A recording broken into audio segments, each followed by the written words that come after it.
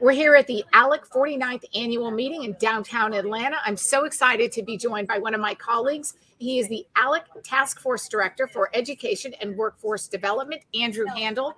Thank you so much for stopping by. Of course. You all have been just crazy busy these last 3 days. Tell us what has come out of your task force.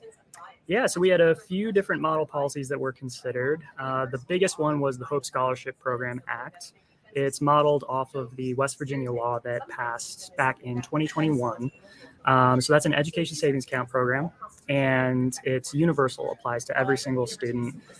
We've also got some changes that address homeschooling in there for lawmakers, which is a common concern.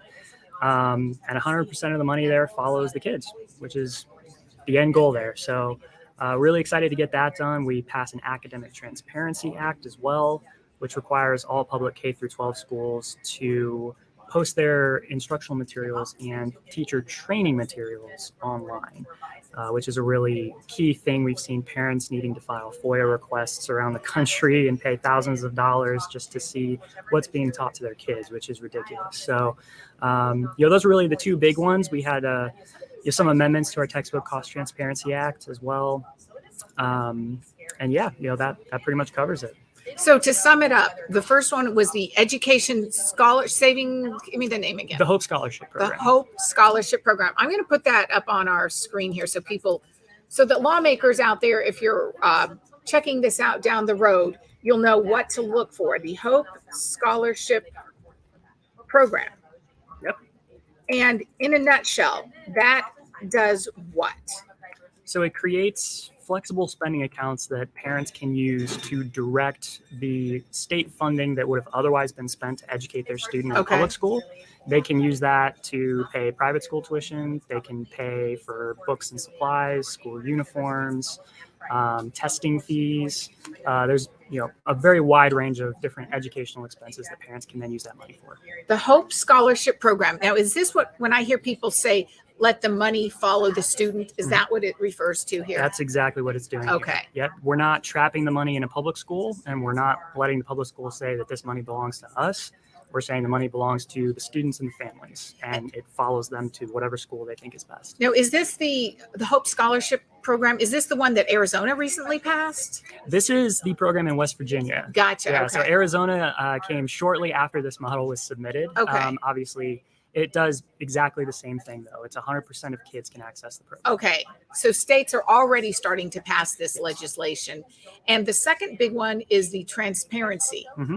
Is there a name that I should put up for that one? Sure. Yeah. It's called the Academic Transparency Act. Okay. Let's put that up. So tell us about that one again.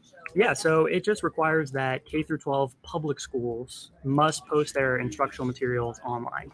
And on top of that, it requires teacher training materials to be posted online, which is a key thing. We've seen some controversial training materials for teachers dealing with critical race theory and things like that, which, we're going to shine the spotlight on those and require that parents can be able to access those. All right. So let's put that up. The Academic Transparency Act. I think the bottom line from everything that you're sharing with me here, Andrew, is that this is about empowering parents and putting them back in the driver's seat and taking the power away from those teachers' unions. Exactly. That's exactly what it's about. Money follows the student. Parents must be involved and completely in the loop. It's all about parental rights here. All right. Anything else that is a highlight for you from ALEC that you want to touch on before we wrap it up?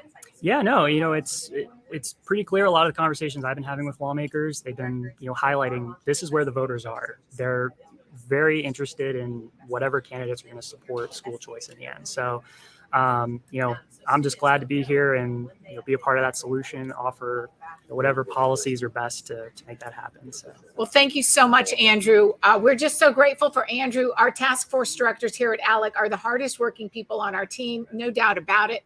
We are grateful for them, and thank you for joining us, and we'll see you next time on another ALEC TV broadcast.